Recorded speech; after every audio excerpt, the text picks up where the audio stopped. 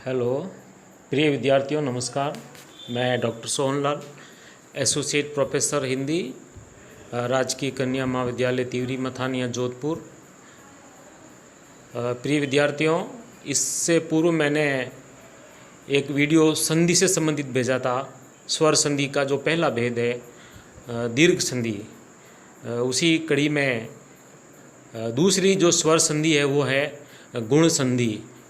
तो आज के इस कालांश में गुण संधि का प्रकरण अपन पढ़ेंगे। इसको मैंने सूत्र के रूप में और सूत्र वाक्य के रूप में अत्यंत संक्षेप में और सरल तरीके से प्रस्तुत किया है। मैं आपसे आशा करता हूँ और पूरा मुझे विश्वास है कि इस वीडियो को आप ध्यान से देखोगे तो गुण संधि को आप है वो अच्छी तरह से और सरल तरीके से एक वाक्य याद करके आप समझ जाओगे। और इसके जितने भी उदाहरण हैं इस आधार पर, उस सूत्र वाक्य के आधार पर आप किसी भी पुस्तक, व्याकरण की पुस्तक से इससे संबंधित बहुत सारे उदाहरण देख करके याद कर सकते हो। तो शुरू करते हैं अपन गुण संधि के बारे में। गुण संधि का अर्थ ए ओ अर होता है। ए ओ तथा अर को गुण स्वर कहा जाता है। संस्कृत में इसे गुण स्वर कहा जाता है। ए में अ तथा ई, यानी कि ए जो वर्ण है, स्वर है, वो अ और ई से मिलकर के बना है, जिसका उच्चारण कंठ और तालु से होता है। यानी अ प्लस ई यानी कंठ प्लस तालु, इसका गुण है ए। इसी प्रकार ओ में अ और उ, यानी अ कंठ से बोला जाता है और उ ओष्ठ से यानी होठ से, तो दोनों का गुण हो गया ओ। अर में अ प्लस री है। अ कंठ से बोला जाता है और री है वो मूर्धा से। जब अपन री का उच्चारण करते हैं तो अपनी जिह्वा है वो मूर्धा को स्पर्श करती है।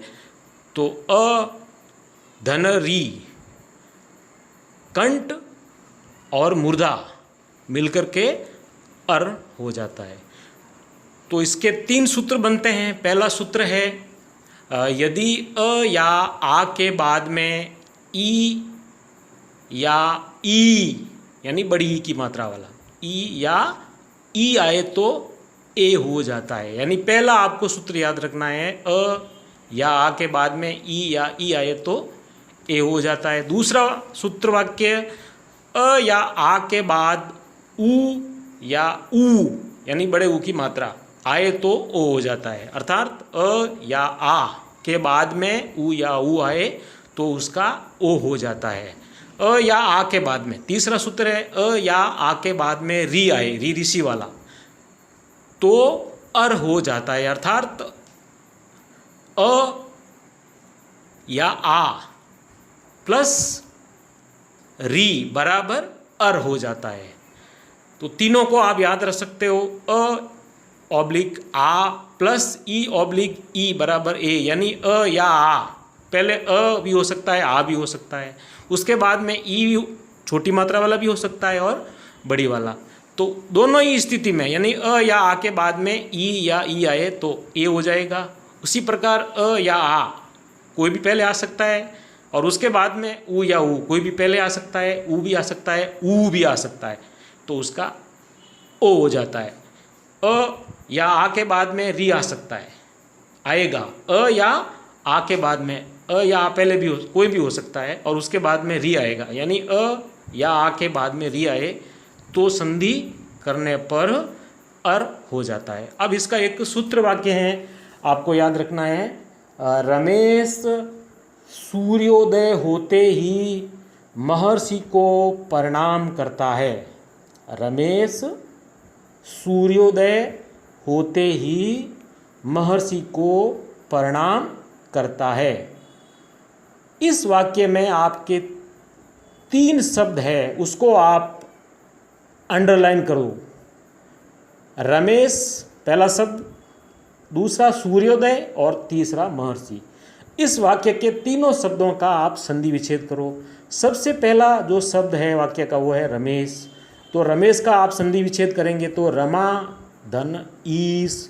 अब यहाँ रमा में पीछे आ का स्वर आ रहा है और उसके बाद में ई है, तो संधि करने पर ए हो जाएगा, तो इसका उच्चारण हो जाएगा रमेश। रमेश में इसमें ए की ध्वनि आ रही है, तो आ, यहाँ पर आ गया, रमा में आ गया, आ के बाद में ई आ गई, तो संधि करते ही ए हो गया, तो उच्चारण हो गया रमेश। दूसरा जो वाक्य शब्द है वो है आपका सूर्योदय। सूर्योदय में सूर्य प्लस उदय, तो सूर्य में जो य है, य में अ स्वर है, उसके बाद में उ, दोनों जब संधि के रूप में आएंगे तो शब्द हो जाएगा सूर्योदय। अब यहाँ य है वो ओ में बदल गया, सूर्य प्लस उदय, यानी य के बाद में उ आया तो ओ हो गया, तो उच्चारण हो गया सूर्योदय। सूर्योदय में यो में ओ की ध्वनि आ रही है। तीसरा जो शब्द है वो है महर्षि। महर्षि का संधि विच्छेद करो तो महा धन ऋषि। महा में अ की ध्वनि आ रही है, आ की ध्वनि आ रही है, महा में आ स्वर की ध्वनि है और उसके बाद में री, तो अ या आ के बाद में अपन पढ़ चुके हैं, अगर री आता है तो अर हो जाएगा, तो शब्द संधि युक्त जो बना वो हुआ महर्षि। महर्षि में आप अर की ध्वनि आएगी, महर्षि।